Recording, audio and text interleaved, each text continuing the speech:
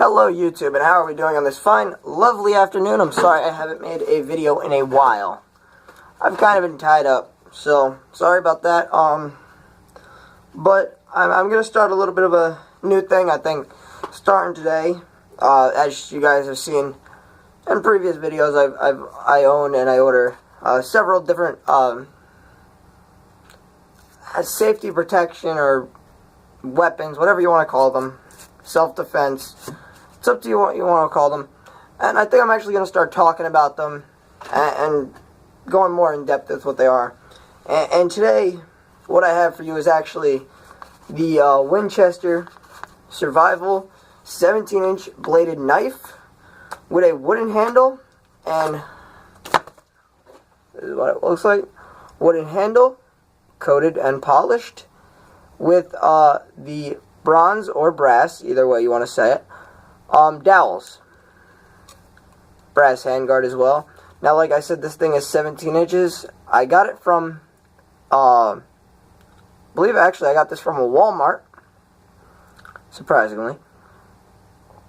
I got this blade from a Walmart for, I believe I spent $20 on it. I'm sorry when I say I believe, but it's been a little bit of time. And it's never lost its sharpness. This is a razor sharp blade. First time I got it as well, I never had to sharpen this once. Now, if you see it as a finger niche here to get, and of course the usual reasons for these are to have a more sturdy hand, more or less on a survival knife for the skinning of a buck or some other game. Obviously here self-defense, more control over what you're doing. And as well, very strong blade. Now, this blade is a full tang, but as you see, it does not stick out. The way that this actually works is, instead of it being a full tang piece where you'll see it come out on these little edges right here, and I don't know if you could see it, you'll see it like right here. It niches into a smaller, well, not niches, but they carved it into a smaller piece of metal, and that's why it looks like this. Now, guessing, not being, of course, the manufacturer of this knife, they did not cut the wood all the way down. At least I hope not. And also guessing, since I don't see it all the way down, and there is this little hole right here going all the way through, I want to say that it stops right here, because usually the last dowel on the guard is where the blade will kind of curve or end. So, and with that being said, and now one of the things to polish, a blade like this where it's a survival blade, it's not supposed to get that nice shiny, as I will usually use to clean it off after I'm done using it, as I will use a few alcohol pads, now usually wearing gloves, because you would have, say in a survival situation, have blood on your hands, and that's not good, And now with this, it also, it's going to sterilize the blade, and it's also going to kind of give it a polishy look to it, a polishy look and feel, as well as just generally clean it off. And there's no real, it's not going to stain when it dries, so you can usually do whatever. But I kind of like to go along the grain, pushing back and forwards instead of circular motions. Again, that's all up to personal preference. You're going to want to get the guard as well, all around under. Now, getting a little bit of water on the actual handle, that's okay. And being that it's wood, I know it's a little iffy.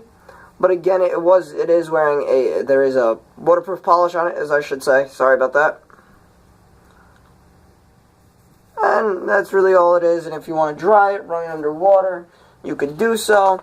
The best way I find to dry it off is simply just with regular paper towels. One sheet should do you just fine. This isn't Bounty or anything. I'm not freaking rich. And that's how you'd go about cleaning it off. And now, obviously, with the wood handle, I don't want to say that you can leave this. I wouldn't go walking around in a river, with this exactly sheathed on my belt, just because the handle is wood. So I wouldn't have it drowned in water. But definitely a few times, like, you know, I guess if you're hunting game or whatever, you know, survival situations, it won't be bad. It's not going to really hurt it. And it's a very strong, reliable knife. One thing I have done with this is I have took down small trees with this. So, and that's, you know, building shelter, obviously. This. Another thing, the length is good, because as well as this, you can also use it, you know, if you have to dig for something. And it definitely feels very comfortable in your hand, very natural, you know. And it's definitely, you don't need much force to actually use this, you know. And that's something I also want to get into, is how comfortable it is to use. This, precisely, I noticed when I was cutting down the trees, the more pressure you applied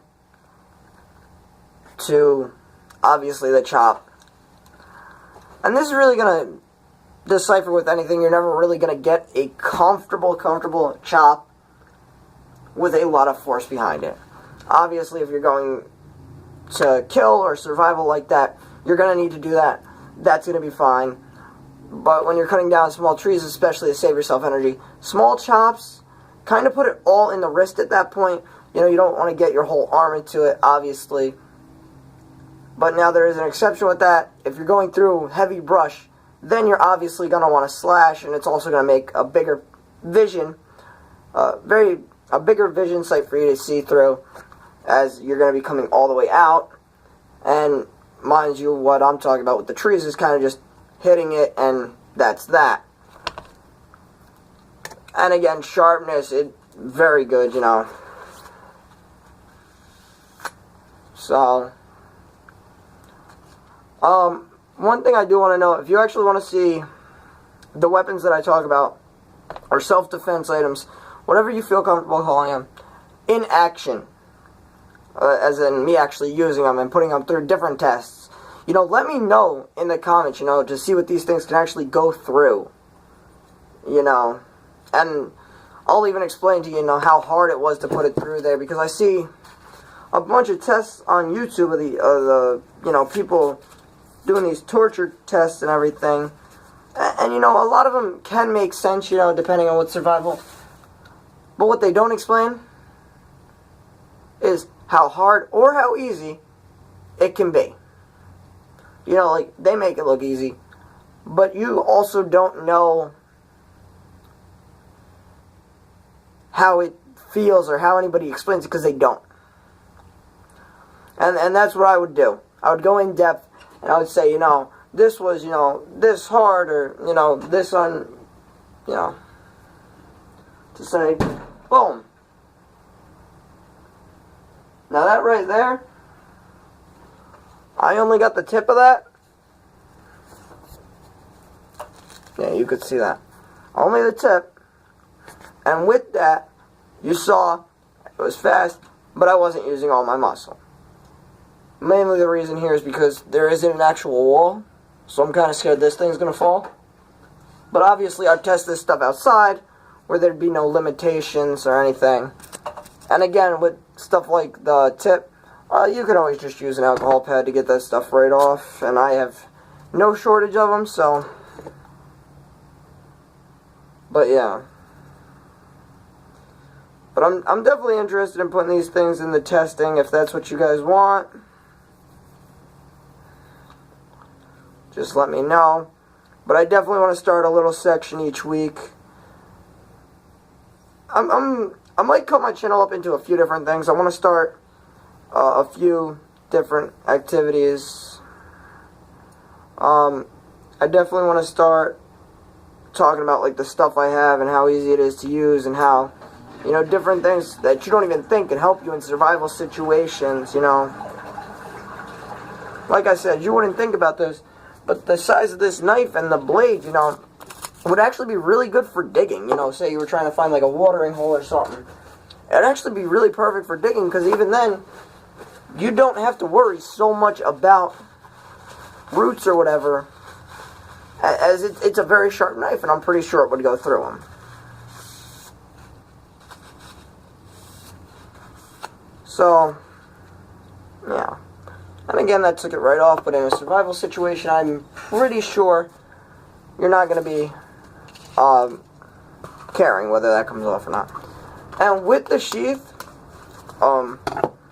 it's a nylon sheath. Obviously, Winchester, very good company, always reliable. And in here is actually a plastic piece, as you see. And this is what you insert the knife into, obviously. And that's what also gives it the shape. It's sturdy. And there's actually a ridge in there that the finger clip snaps into. So, you know. And that's another thing, you know. Like, it looks...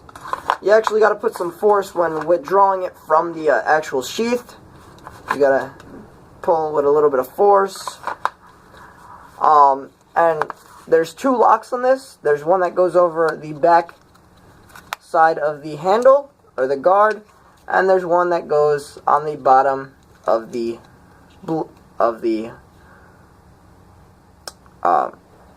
handle, right near where your pinky would go. And that keeps it pretty snug in there. Again, not waterproof completely. Survival situations, I would say okay.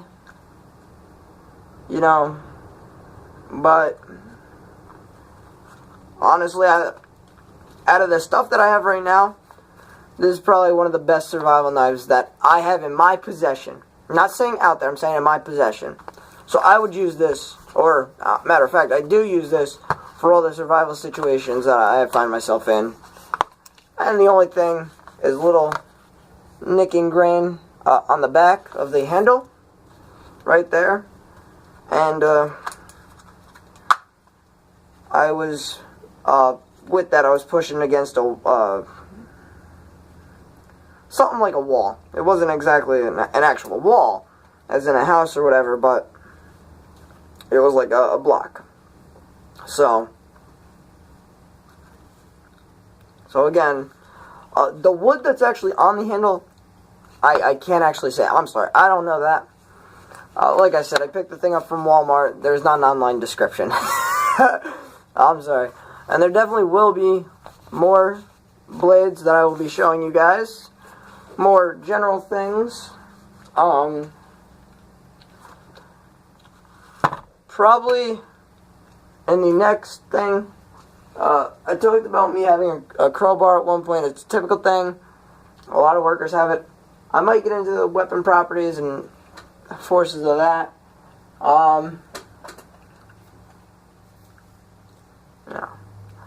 What I just picked up here is just a simple wooden bat, which might be next video, or probably will be next video. So I'm gonna say peace. Please like, comment, and subscribe. I'm gonna say peace.